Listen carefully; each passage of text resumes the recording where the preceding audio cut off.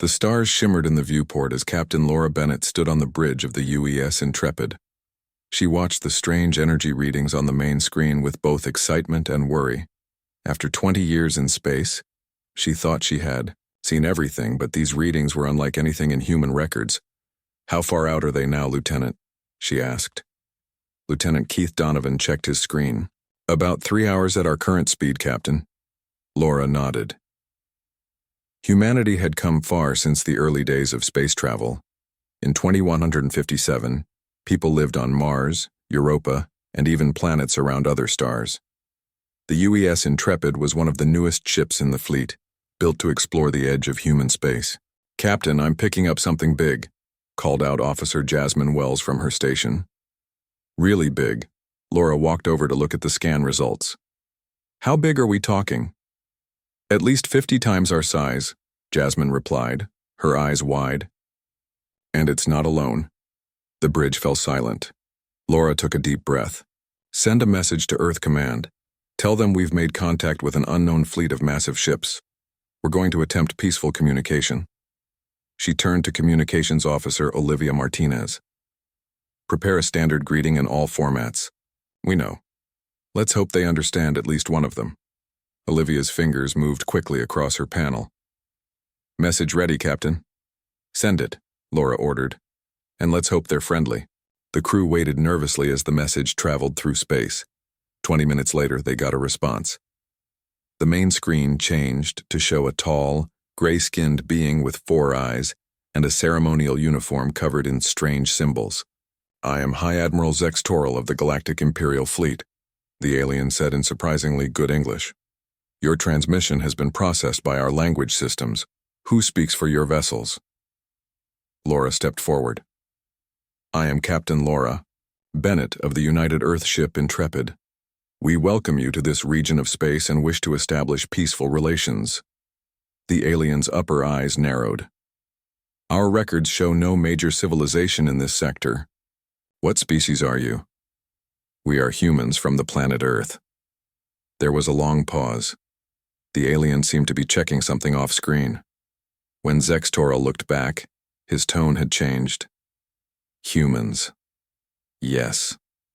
We have observed your kind from a distance. Your recent expansion has been noted. The Galactic Empire has existed for 50,000 years.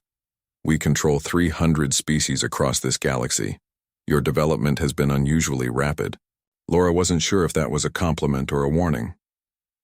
"We would be honored to learn about the Empire and establish diplomatic relations." After some discussion, the aliens agreed to a meeting. A small team from the Intrepid would visit the Imperial flagship. Laura chose herself, Lieutenant Donovan, Officer Martinez, and 2 others for the diplomatic party. When they arrived in the massive docking bay of the alien ship, Laura was amazed. The ceiling was so high she could barely see it. Hundreds of smaller ships were parked in neat rows. Aliens of different shapes and sizes moved about with purpose. High Admiral Zex Toral waited with 6 guards. He was even taller in person, nearly 8 feet high. "Welcome aboard the Imperial vessel Sovereign Light," he said formally. "Follow me to the diplomatic chamber."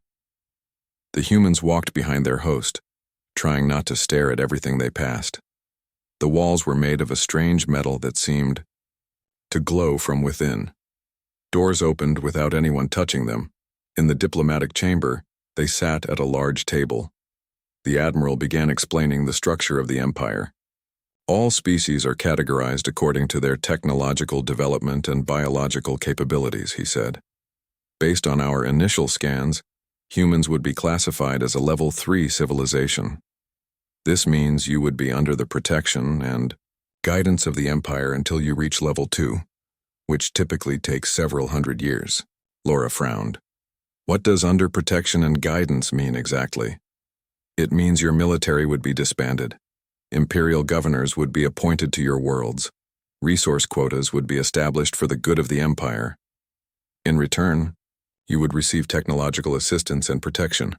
Laura exchanged worried glances with her crew. "That sounds more like occupation than alliance." The Admiral's 4 eyes blinked in sequence. "It is the natural order. All level 3 species require supervision. Your kind is still young, prone to conflict and emotional decision-making. With respect, Laura said carefully, humanity would prefer a relationship of equals. We have much to offer through trade and cultural exchange without giving up our independence. Zextoral's skin darkened slightly.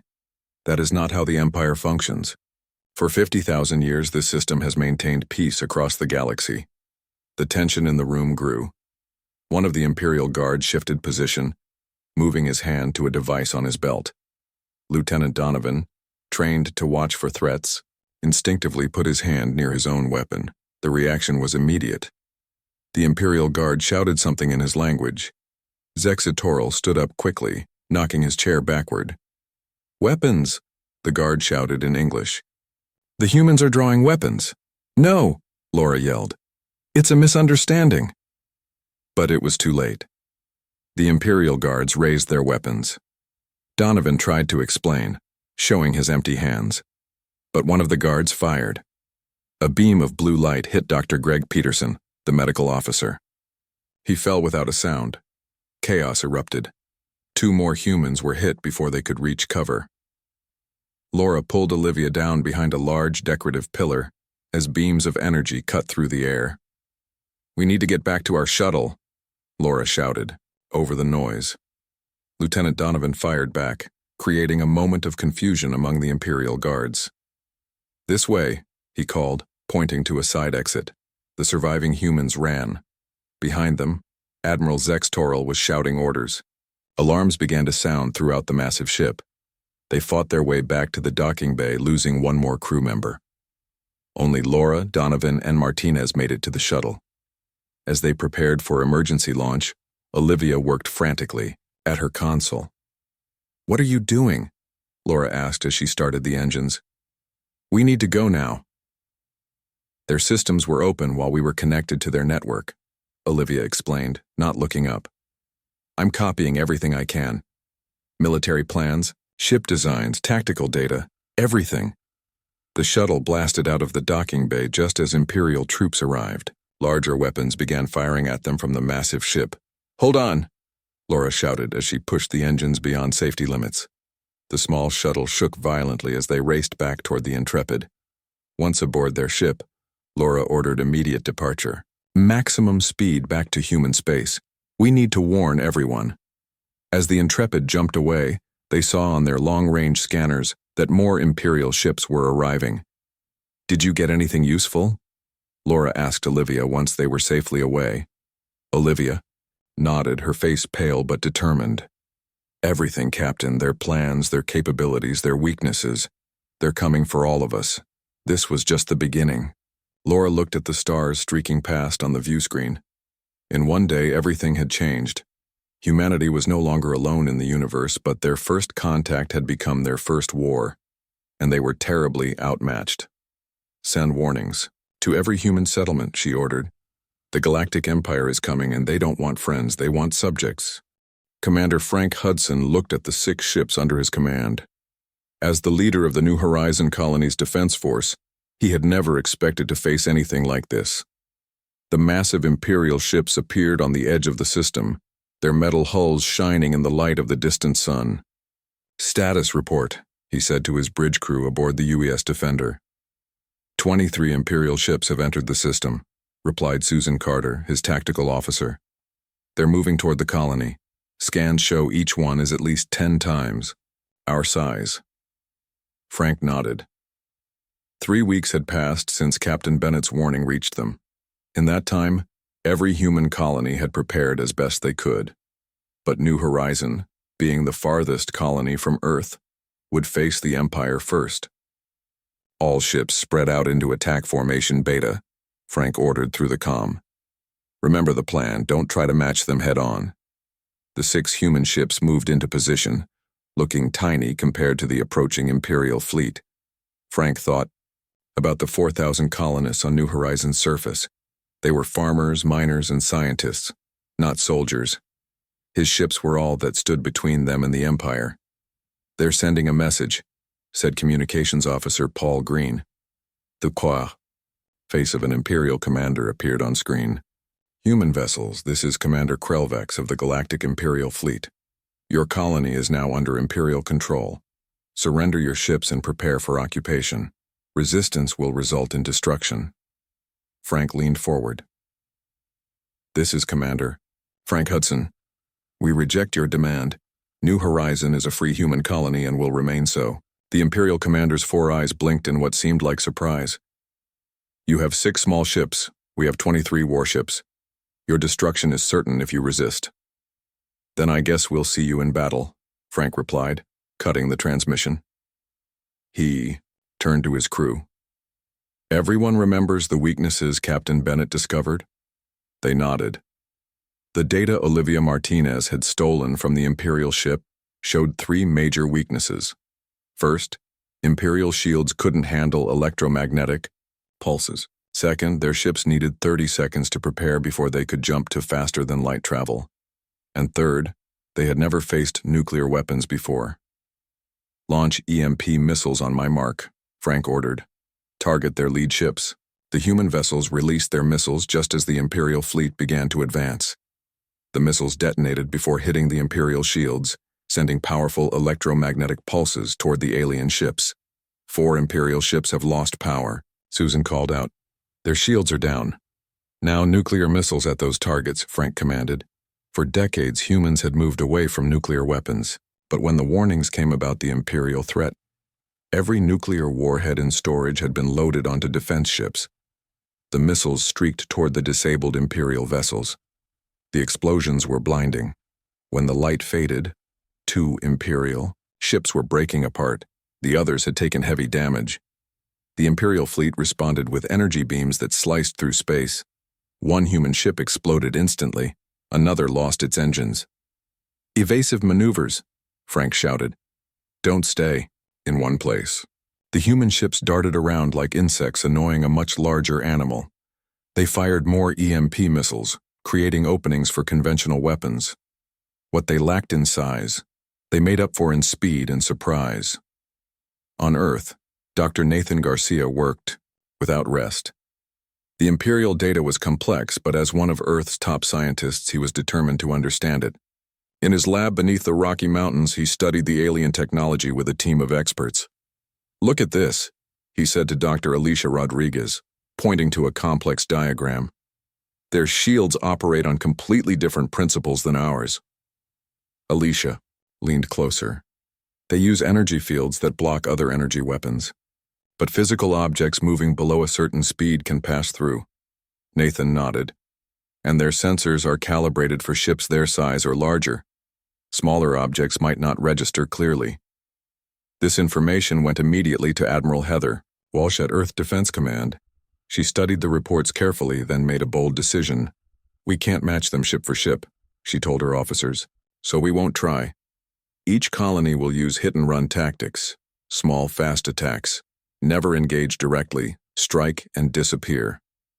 The strategy went out to all human settlements. As the Imperial fleet moved from system to system, they found no easy victories. At the colony on Europa, they lost 5 ships to mines hidden in the ice rings. At Mars, human ships appeared from hidden bases in the asteroid belt, fired nuclear missiles and vanished again. The Empire had expected a quick surrender from what they considered a primitive species. Instead, they found themselves bleeding, ships and troops with each passing day. Back at New Horizon, the battle continued. Frank's fleet was down to 3 ships, but they had destroyed 7 Imperial vessels and damaged many more. They're pulling back, Susan reported with disbelief. They're actually retreating from the system. Frank could hardly believe it. His crew cheered, but he raised his hand for quiet. They'll be back, and with more ships, but we've bought time for the other colonies. In her lab, Alicia Rodriguez made a breakthrough. Using components salvaged from a damaged Imperial scout ship, she developed a modified shield system for human vessels. It's not perfect, she explained to Admiral Walsh, but it will let our ships withstand their energy weapons for much longer. New shield designs went into production immediately. Across human space, shipyards worked day and night to upgrade every vessel. 6 months into the war, humanity had still not fallen. The Imperial losses mounted with each failed attack. Grand Strategist Vex Morlan, newly arrived from the Imperial capital, was not pleased. "These humans are more troublesome than expected," he told his officers aboard his massive command ship. "Our standard tactics are not working." He studied the battle reports with his 4 eyes, noting the humans' guerrilla warfare style. "They avoid direct confrontation. They strike our weaknesses. They adapt quickly." Vex Morlan's skin darkened with determination. "We have been fighting the wrong war. The time for patience is over." He pointed to a holographic map of human territory. "Bypass the outer colonies. Take all available ships. We will strike directly at their homeworld. Cut off the head, and the body will die." The largest Imperial fleet yet assembled began to move toward Earth. 300 warships led by Vex Morlan himself. On Earth, Admiral Walsh received the warning from an outpost near Neptune. The Imperial Armada was coming, and it was larger than anything they had faced before. "How many ships can we gather for Earth's defense?" she asked her staff. "Maybe 50 military vessels," replied her aide. "Plus another 100 civilian ships that have been armed." Walsh nodded grimly. "Then we make our stand here. Send word to all colonies. Operation Scorched Earth is now in effect." The final battle for humanity's homeworld was about to begin. Admiral Jack Peterson stood on the bridge of the UES Defiant, looking at the holographic display of Earth's orbital defense network. 150 ships formed a protective shield around humanity's home planet. It seemed like a large fleet until he compared it to the approaching Imperial Armada of 300 warships. "They'll be here in 6 hours," said his second-in-command, Maria Gonzalez. "All civilian populations have been moved to underground shelters." Jack nodded. At 58 years old, he had served in Earth's space fleet for over 30 years. He never imagined his career would end defending Earth from an alien invasion. "Status of the orbital platforms?" he asked. "All 20 defense platforms are armed and ready," Maria replied. "Each one has been loaded with nuclear missiles and EMP weapons." Jack studied the defensive positions one more time. Each ship and platform was positioned to create overlapping fields of fire. It wasn't much against an enemy with superior technology and numbers, but it was all they had. "Send a message to all ships," Jack ordered. "Tell them to remember New Horizon and Europa. Smaller forces have beaten the Empire before. We can do it again." The Imperial fleet arrived exactly when predicted. Their massive ships emerged from faster-than-light travel in perfect formation. At their center was the largest vessel humans had ever seen, the command ship of Grand Strategist Vex Morlan. A communication came through immediately. "This is Grand Strategist Vex Morlan of the Galactic Empire. Your colonies have resisted Imperial rule long enough.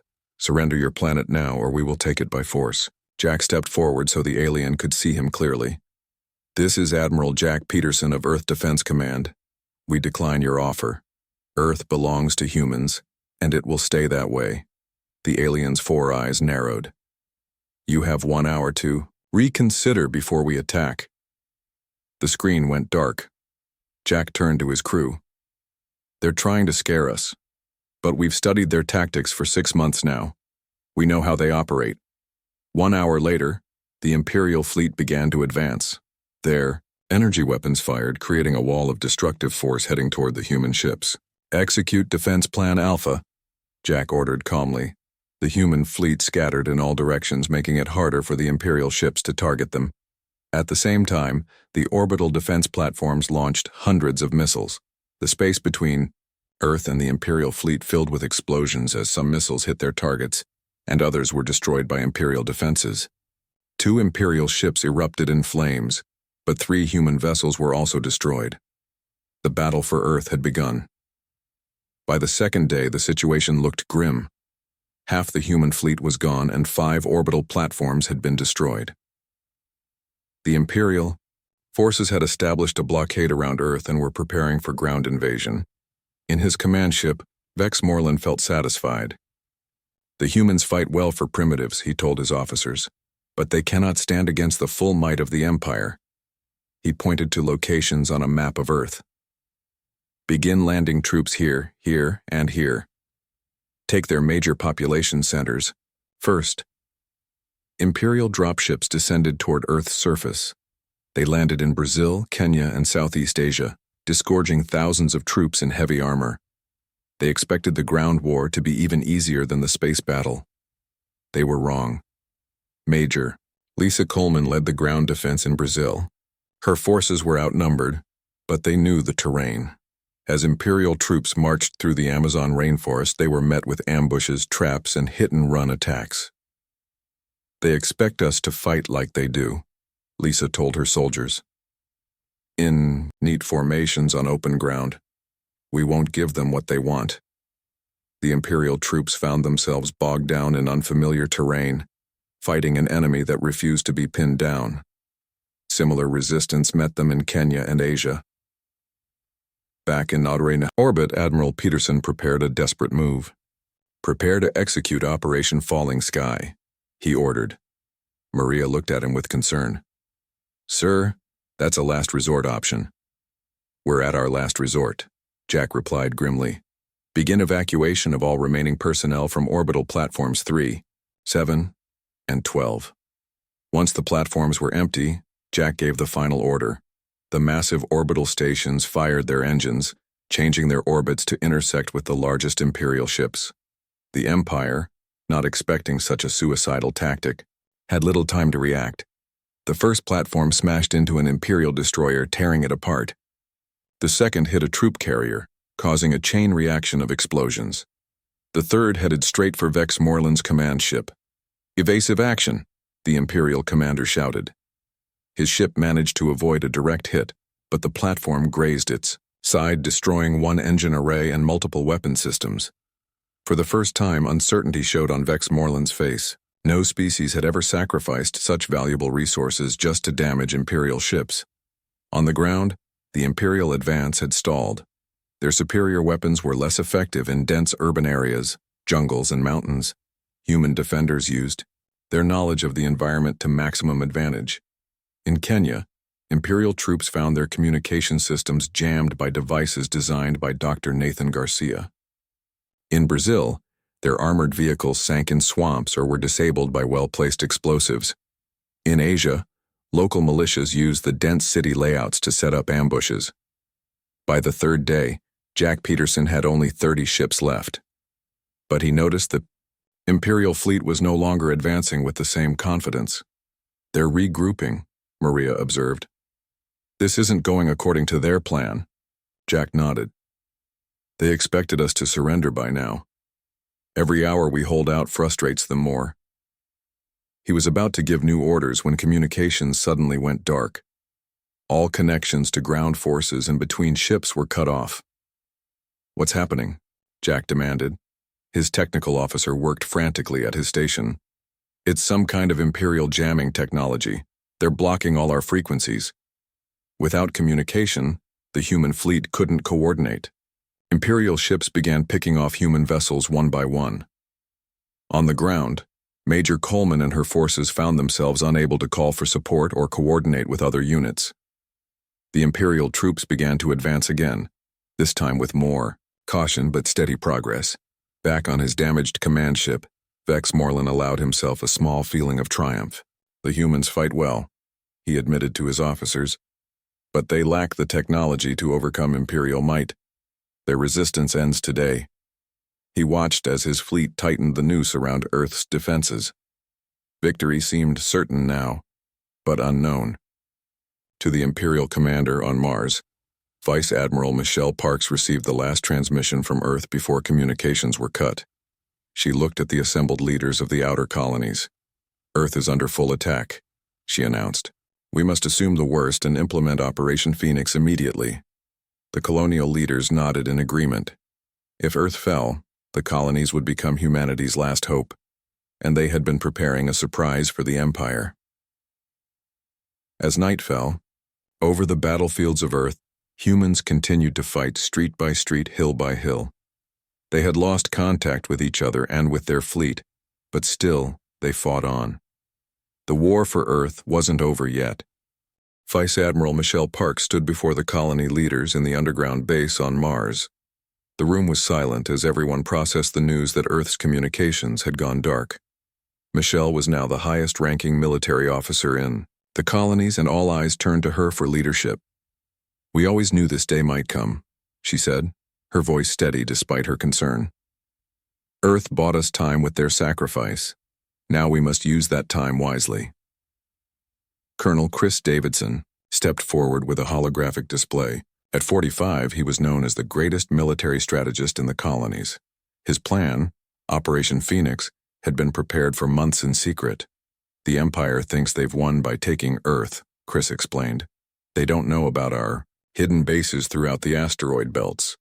They don't know we've been building ships and weapons specifically designed to target their weaknesses." The display showed dozens of small bases hidden in asteroids across multiple star systems. Each base contained shipyards, weapons factories, and refugee centers for humans who had evacuated the main colonies. "Most importantly," Michelle added, "they don't know about the Achilles Protocol."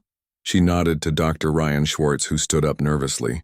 The thin, bespectacled scientist had been working on the project in complete secrecy for the past 4 months. "Quantum entanglement was just a theory until recently," Ryan explained, showing a small device that fit in the palm of his hand. "This device creates a disruption in the subspace frequencies that Imperial ships use for navigation and communication.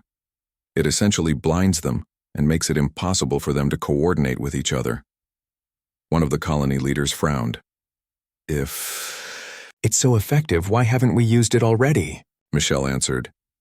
"Because we needed to wait until they committed their main fleet to Earth. The effect spreads from ship to ship through their own communication network. If we had used it earlier, they would have discovered a countermeasure. Before the main attack, she looked at the faces around her. Earth is making the ultimate sacrifice. We won't waste it." Within days, ships from the hidden bases began gathering near Neptune, far from Imperial sensors. The fleet wasn't large, only 60 ships, but each vessel had been specially modified with the knowledge gained from studying Imperial technology. Michelle addressed the fleet captains from the bridge of her flagship, the UES Phoenix. "Our mission is clear. We strike at their supply lines and communication hubs. We deploy the Achilles devices at every opportunity. We make them fight blind while we can still coordinate our attacks." The human fleet moved out, divided into small strike groups. Instead of attacking the Imperial ships around Earth directly, they targeted the support vessels bringing supplies and reinforcements from other parts of Imperial space. On occupied Earth, Captain Daniel Warren led a resistance cell in what used to be Chicago. Imperial troops controlled the major cities, but they were facing increasing resistance from scattered human forces. "Their jamming is weakening in some areas," Sandra Phillips, his communications expert, reported one evening. Sandra had been an engineer before the invasion, and now she used her skills to fight back. "Can we break through it?" Daniel asked. Sandra nodded. "I think so. Their technology is amazing, but they use very standardized systems. Once you understand the pattern, you can find ways around it." Working through the night, Sandra managed to access an Imperial communication node. "We can't establish wide communications yet," she explained, "but we can listen to their chatter and maybe send short encrypted messages to other resistance groups." This small victory proved crucial. As Daniel's team began eavesdropping on Imperial communications, they discovered valuable information about troop movements and supply depots. This intelligence was passed to other resistance cells through a growing underground network. In space, Michelle's strategy was working. Imperial supply ships, expecting no resistance beyond Earth, were easy targets for the human strike teams. Each ship they destroyed meant fewer resources reaching the occupation forces. More importantly, with each successful attack, they planted Achilles devices that spread through the Imperial communication network. Day by day, more Imperial ships found their systems failing in strange ways. Navigation computers showed incorrect coordinates. Communication systems played messages from other ships that had been sent weeks ago. Weapons targeting systems identified friendly vessels as enemies. Admiral Vex Moreland grew increasingly frustrated as reports of these failures reached his command ship in Earth orbit. "How are the humans doing this?" he demanded of his technical officers. "They are a primitive species." "We don't know, Admiral," one officer admitted. "The errors appear random, but they're spreading throughout the fleet. Vexmorland's skin darkened with anger. Find the source and eliminate it. The Empire does not lose to primitives. But finding the source proved impossible. The Achilles protocol worked like a virus, jumping from ship to ship through the Empire's own networks. Worse, because Imperial technology had remained largely unchanged for thousands of years. They had no experience dealing with this kind of attack. Dr. Ryan Schwartz monitored the spread of his creation from the UES Phoenix. It's working better than I expected, he told Michelle. Their systems are so interconnected that the disruption is spreading exponentially. Michelle nodded, but her expression remained serious. It's not enough to just blind them. We need to push them out of our space completely. The opportunity came when a resistance group led by Sandra Phillips managed to access the main Imperial command network on Earth. Through this connection, they learned that Vexmorland was planning to bring in a second armada to deal with the colonial attacks. They're calling for reinforcements, Michelle announced to her officers when the information reached her. This is our chance. If we can defeat Vexmorland before they arrive, we might force them to reconsider this war. She ordered all strike teams to return to Neptune, where they reformed into a single attack fleet. The plan was bold, perhaps suicidal, but it was their best chance to save Earth. We're going to attack their command ship directly, she told her captains. With their communication and navigation in chaos, they won't be able to coordinate their defense effectively. Commander Eric Foster raised his hand. Admiral, I have a suggestion. Eric led a team of Special Forces troops who had been conducting boarding operations against smaller Imperial vessels. If we can get aboard Vexmorland's ship, we could plant an Achilles device directly in their central computer. Michelle considered the idea. It's extremely risky, but if you succeed, it would disable their entire command structure at once. She looked at the determined faces around her. These men and women knew they might not return from this mission, but they were willing to try anyway. Very well, she said finally. Commander Foster, select your team. Lieutenant Julia Myers from Engineering should go with you. She understands the Achilles technology better than anyone except Dr. Schwartz. As the fleet prepared for what might be humanity's final battle, Michelle sent a message to all ships. Remember, we're not just fighting for our survival. We're fighting for our right to remain free. The Empire thought we would be easy to conquer. Let's show them how wrong they were. Commander Eric Foster checked his gear one final time as the small stealth shuttle approached the massive Imperial command ship. His team of 6 elite soldiers plus Lieutenant Julia Myers were all that stood between humanity and extinction. Their mission was nearly impossible. Board the most heavily defended ship in the Imperial fleet and plant the Achilles device in its central computer. 2 minutes to contact, the pilot said quietly. Julia clutched the small device in her hand. It looked simple, just a metal cube with glowing blue lines, but it contained humanity's most advanced technology. Remember, she told Eric, it needs 30 seconds to sync with their systems once I connect it. Eric nodded. We'll buy you that time, whatever it takes. The shuttle slipped through space toward the command ship. Normally, such an approach would be suicide, but the Achilles protocol had already infected many Imperial vessels. Their sensors were unreliable, and their communications were filled with false information. There's our entry point, Eric said, pointing to a maintenance hatch on the ship's lower section. Intelligence from resistance fighters on Earth had identified it as the least guarded access point. The shuttle touched down silently on the massive hull. Eric's team attached their magnetic boots and moved quickly to the hatch. Using tools specifically designed to work with Imperial technology, they bypassed the security and slipped inside. We're in, Eric whispered into his comm. Beginning Phase 2. On the bridge of the UES Phoenix, Vice Admiral Parks watched tensely as the main fleet began its approach. The timing had to be perfect, attack too soon, and they would draw attention. To the boarding party. Too late, and Eric's team might be discovered before they could complete their mission. All ships prepare to engage on my mark, she ordered. Remember, this is a diversion. Make it look good, but conserve your resources for retreat if necessary. The 59 ships of the human fleet emerged from behind Neptune's moon, weapons charged and ready. They formed a tight formation, appearing as a single large threat on Imperial sensors. On his command ship, Grand Strategist Vex Morlan was alerted to the approaching fleet. His 4 eyes narrowed as he studied the tactical display, which was flickering with intermittent errors. Another human attack? He said dismissively. They must be desperate to try such a direct approach. Still, he took no chances. All available ships move to intercept. Destroy them quickly so we can return to pacifying the planet. Inside the massive ship, Eric's team moved through dimly lit corridors. They encountered 2 Imperial guards and silently neutralized them before they could raise an alarm. Julia checked her handheld scanner. The main computer core should be 2 levels down, she whispered. They found an access shaft and began climbing down. The Imperial ship was enormous, with ceilings 3 times the height of human vessels. Everything was built on a scale that made the humans feel like children. Contact, one of Eric's soldiers warned as they reached the lower level.